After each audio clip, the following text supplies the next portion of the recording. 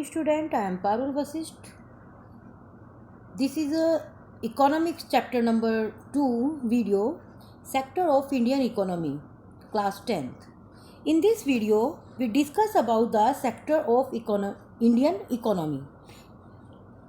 Before starting this video, let us know what is the economic activity, human activity.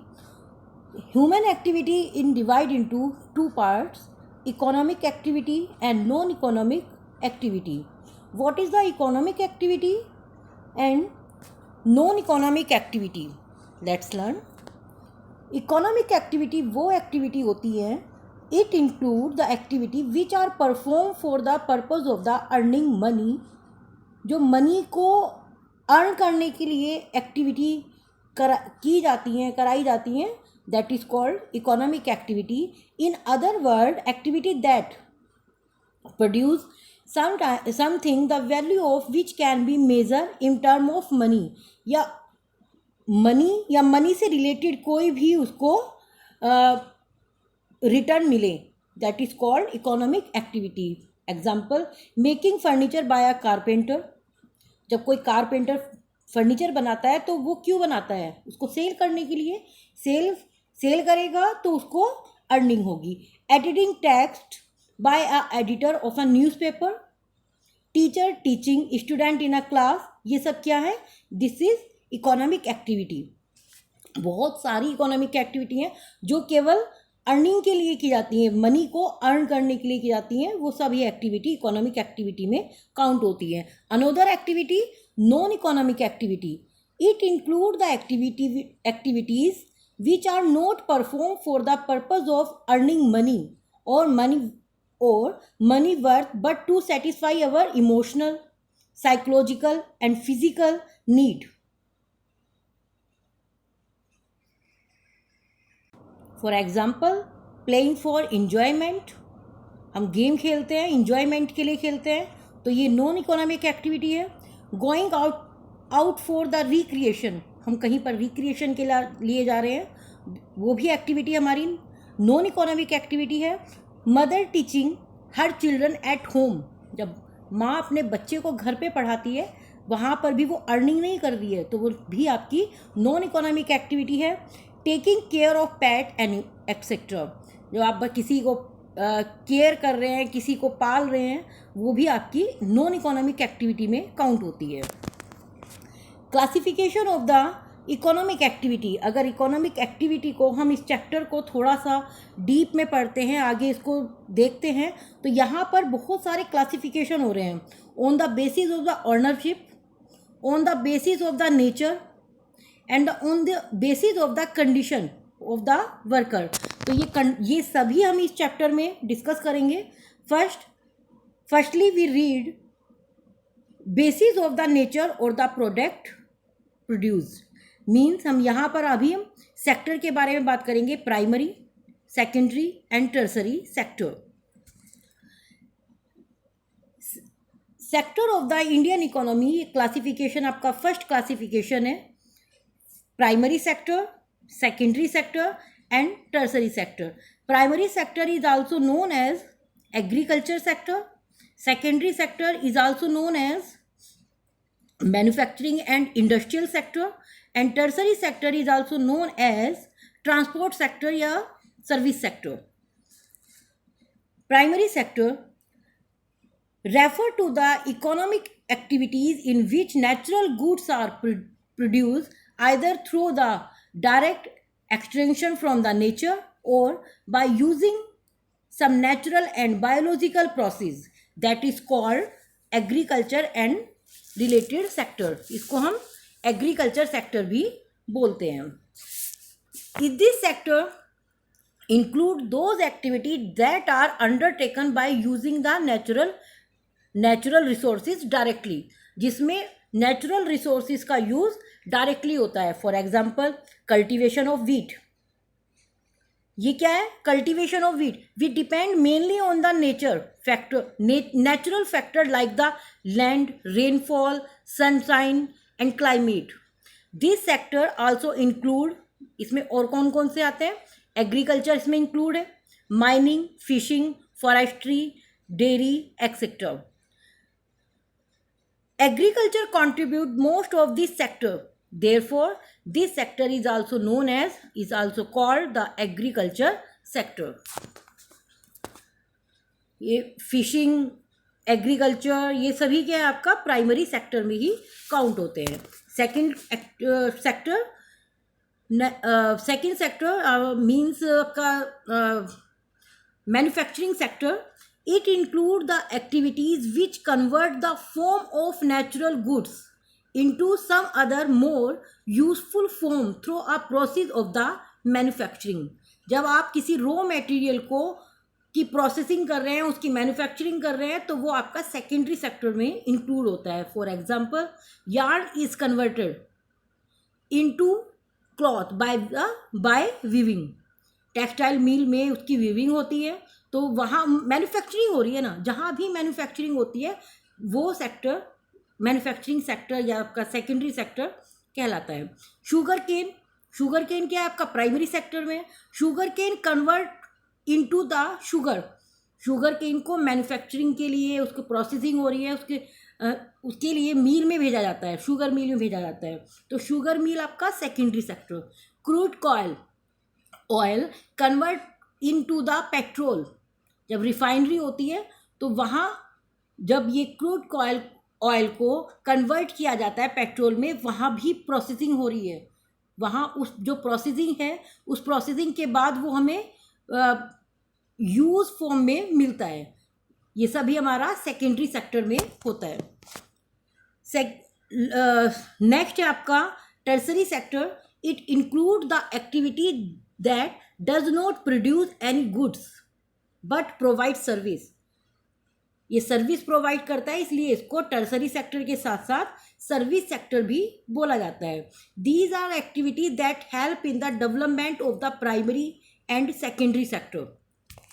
ये जो activity है ये primary sector जो आपकी टर्सरी सेक्टर है ये आपका हेल्प करता है डेवलपमेंट में प्राइमरी और सेकेंडरी सेक्टर के लिए. मींस जैसे आपका ट्रांसपोर्टेशन है, ये हेल्प करता है प्राइमरी सेक्टर के लिए भी ये यूज़फुल है और सेकेंडरी सेक्टर के लिए भी यूज़फुल है.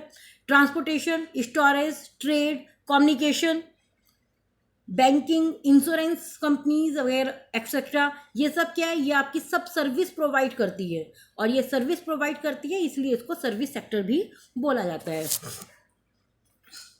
Next, the three sector are dependent on each other. ये जो तीनों सेक्टर हैं ये एक दूसरे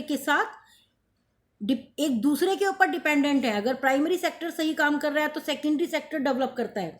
अगर प्राइमरी और सेकेंडरी सेक्टर को दोनों को वर्क कराना है तो टर्सरी सेक्टर का भी डेवलप होना जरूरी है.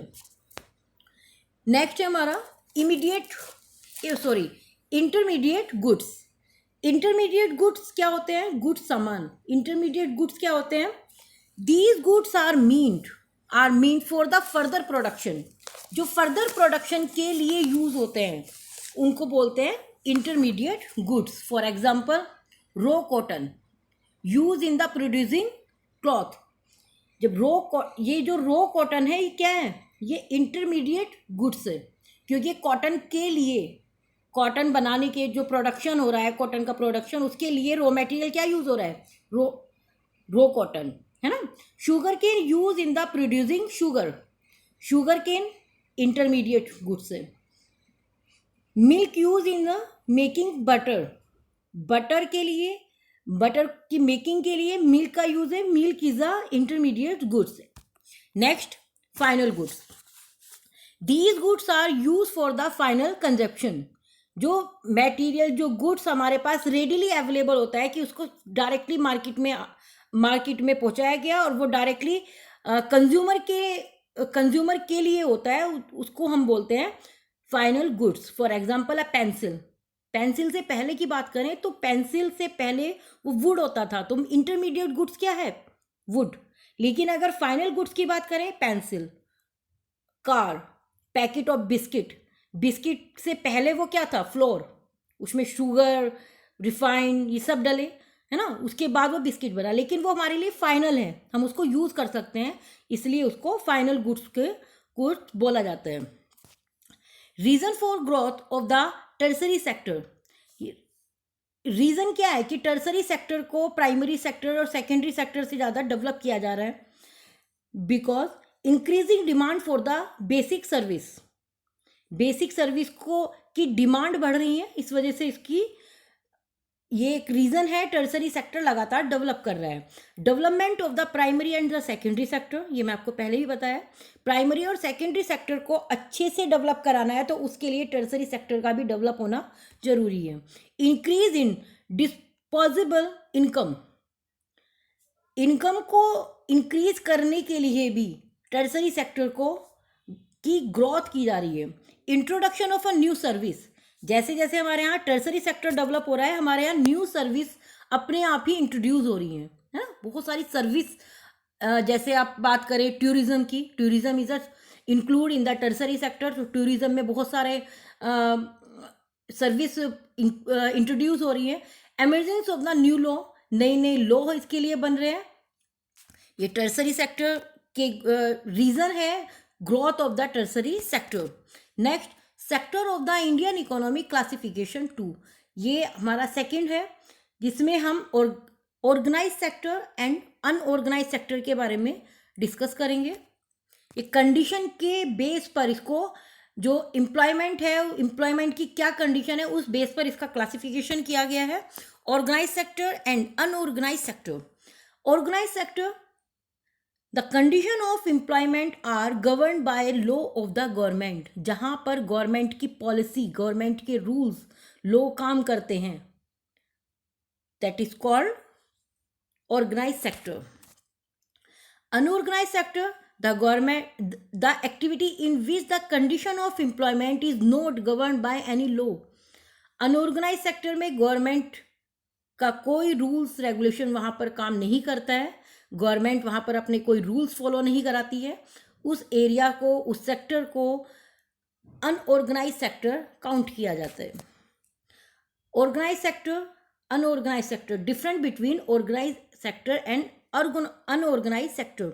फर्स्ट, कंडीशन ऑफ एम्प्लॉयमेंट, अब हम बात करें ऑर्गेनाइज सेक्टर की, condition of employment like the salary, working hours, govern by law, कितना काम कराना है, कितनी सैलरी फिक्स है, ये सब ऑर्गेनाइज सेक्टर में गवर्नमेंट के अकॉर्डिंग होते हैं। वहीं पर अब अनऑर्गेनाइज सेक्टर के अपोजिट बात करें, no law control the condition of the employment, किसी तरह का रूल्स रेगुलेशन एम्प्लॉयमेंट पर किसी भी तरह का यहाँ पर वो अपना इम्प्लीमेंट नहीं कर सकती है।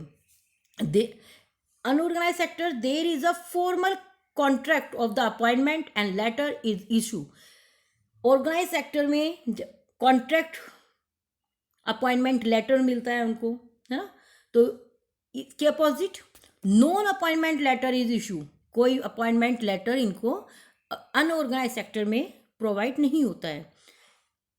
Organise sector, fix hours of work and regular income, regular income होती है, फिक्स आवर्स होते हैं कि 9 से 5 की जॉब है तो वहाँ पर उससे ये टाइम फिक्स होता है। अनऑर्गेनाइज सेक्टर में no fix hours of work and uncertain income, कोई निश्चित नहीं है, कोई आप किसी भी आप कंपनी में जा रहे हैं तो आप कंपनी में वहाँ पर अलग अलग इनकम मेजर किए जाते हैं, है ना। Organise, get paid leave and leave with pay, paid leave, अगर आप आपको लीव लेनी है तो उसकी भी आपको, अगर आप नहीं ले रहे हो तो उसका भी आपको पे होता है। अनऑर्गेनाइज सेक्टर में neither paid leave nor leave with पे, यहाँ पर लीव, अनऑर्गेनाइज सेक्टर में लीव फैसिलिटी कम होती हैं और आप, अगर आप यहाँ पर लीव लेते हैं तो आपकी सैलरी में से डिडक्ट होता है। Get job security in organise sector, organise sector में जॉब सिक्योरिटी होती है, गवर्नमेंट यहाँ पर जॉब की सिक्योरिटी देती है, लेकिन अनऑर्गेनाइज सेक्टर में बात करें, no job security. At any time they were prone to lose the job, वे कभी भी आपको जॉब से निकाल सकते हैं। Organise, get after retirement benefit, organise sector में रिटायरमेंट के बाद भी बहुत सारे बेनिफिट्स मिलते हैं। No other retirement benefit, unorganise sector में ना कोई रिटायरमेंट है और ना उसके बाद का कोई बेनिफिट है। Avail benefit like medical insurance, housing, child education etcetera. ये ऑर्गेनाइज सेक्टर में बेनिफिट मिलते हैं, मेडिकल फैसिलिटी है, insurance facility, housing, child education etcetera, ये सब फैसिलिटी वहाँ प्रोवाइड होती हैं। लेकिन अगर बात करें अनऑर्गेनाइज की, no other benefit as the avail by the worker in the organise sector. जो ऑर्गेनाइज सेक्टर में मिल रहे हैं बेनिफिट, उसके अपोजिट अनऑर्गेनाइज सेक्टर में इस तरह के बेनिफिट नहीं मिलते हैं। Avail facility like the provident fund, gratuity etcetera. ये वे फैसिलिटी हैं जो ऑर्गेनाइज सेक्टर में प्रोवाइड की जाती हैं। लेकिन फंड की बात करें, ग्रेचुइटी फंड की बात करें, तो ये अनऑर्गेनाइज सेक्टर में ये फैसिलिटी प्रोवाइड नहीं होती हैं। Problem face by the worker in the unorganise sector, ये हम नेक्स्ट वीडियो में डिस्कस करेंगे। Okay, bye.